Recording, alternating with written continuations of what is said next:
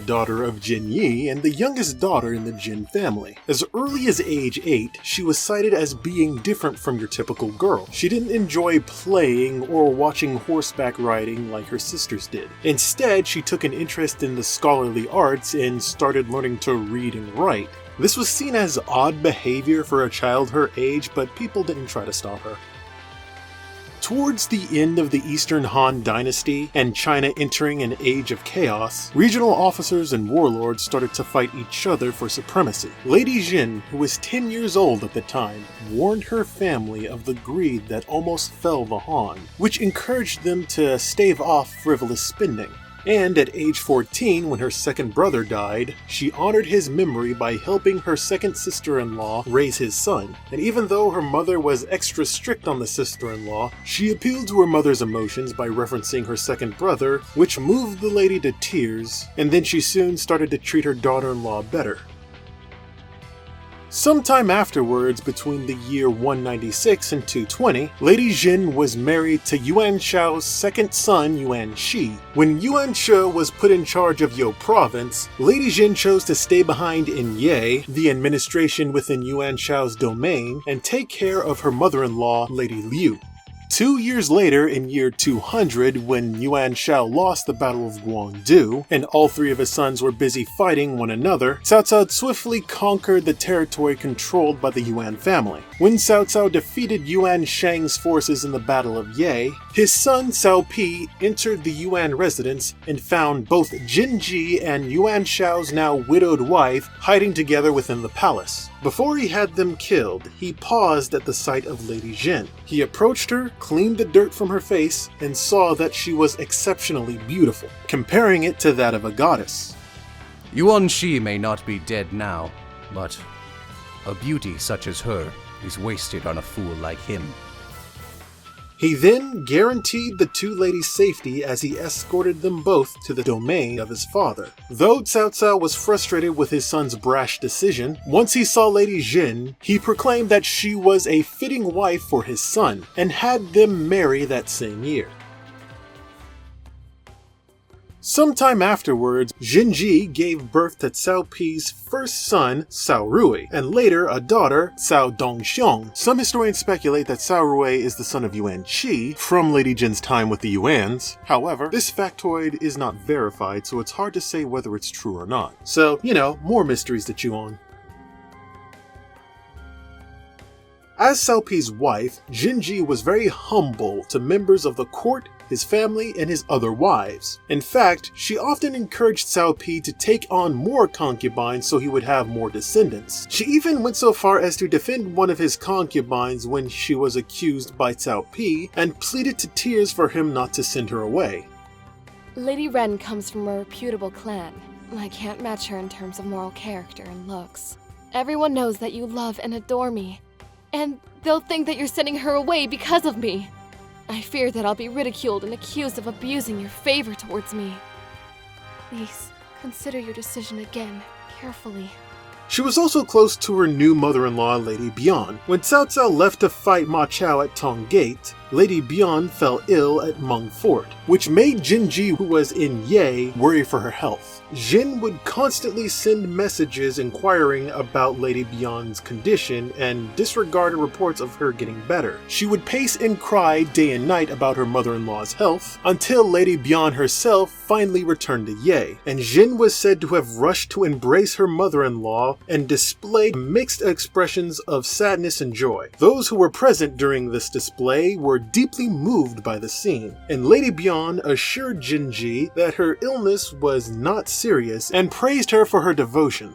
When Cao Cao left to fight Sun Xuan in the Battle of Rushu, he was accompanied by Cao Pi, Bian Shi, as well as Zhenji's son and daughter, while she was left behind at Xuchang. She was separated from her children for over a year and behaved very cheerfully and optimistic, which perplexed her attendants. Why should I be worried when my children are with Madame Bian? Everything will be just fine with her around. Though history claims that Zhenji was a lovely woman, there were unconfirmed rumors that she was a very petty and outspoken individual. In fact, a lot of historical documents that note her fealty, devotion, and intellect were probably fake, likely fabricated by Wei historians to make Lady Jin look more virtuous than she actually was. This is what likely contributes to her portrayal in the games as being very prideful about her beauty, to the point of appearing arrogant and smug. She often flaunts her good looks to other women of the series and regularly makes rivals of them, most frequently Yue Ying and all the women of Wu. With how close she was to Bianshi, Zhenji also plays the part of her mother-in-law in the games, such as waiting for Cao Cao's return after the events of Cao Pi. And like Diao Chan, a lot of her dialogue is sexual innuendo, which is mostly censored in the English script. Mostly. How amazing to see so many gathered here. I hope you'll all show me a good time.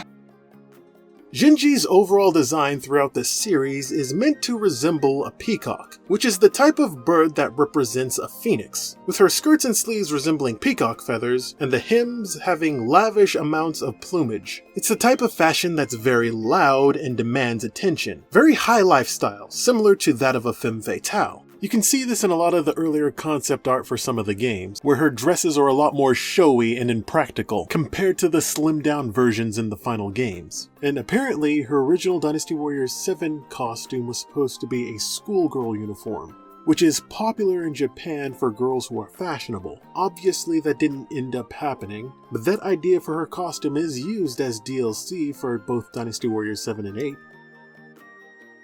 It's unknown if Zhenji actually played the flute, but it was common for a woman of her standing to be well versed in musical instruments to appear more valuable, so it's not impossible. And her weapons have a theme of the moon, with her reoccurring weapons the full moon, the dark moon, and the eclipse. Her moveset and Musou attacks throughout the series are ice-based, which is an element mostly associated with the Cao family, which is also in reference to Cao Cao's claim that she is a perfect match for Cao Pi, while all her other moves are shockwaves, which is similar to Sai Wenji, the other Wei musician in the series. So it's fun to pair those two up.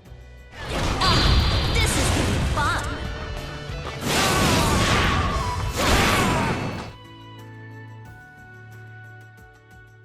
When Cao Pi became the Emperor of Wei, the former emperor presented his two daughters to Cao Pi to be his concubines, and Cao Pi slowly lost interest in Lady Jin, who began preferring his new consort, Lady Guo. This caused Zhenji to feel neglected and complain to Cao Pi, which displeased him even further. At the same time, Lady Guo was starting to accuse Lady Jin of using voodoo magic to harm Cao Pi. Enraged, the emperor ordered his wife to commit suicide.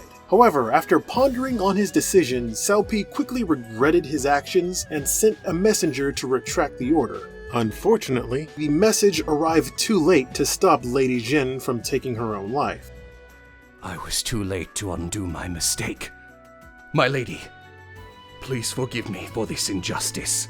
Please, let your vengeful spirit have mercy on me. 5 years later, Cao Pi would suddenly fall into a ailing state and would soon pass away, leaving many to believe that he was killed by the vengeful spirit of Lady Jin. Shall I play a song for you? How about the funeral march? Of course, that's just one version of Lady Jin's downfall. Another version said that Cao Pi simply sent her away and Lady Jin simply died of illness, leaving on bad terms with her husband, while other stories say that Cao Pi did this to Lady Jin because he suspects that she had an affair with either his father or his brother. I don't know about any of that, but what I do know is that Zhenji started this catfight. Huh. Sorry. You did it!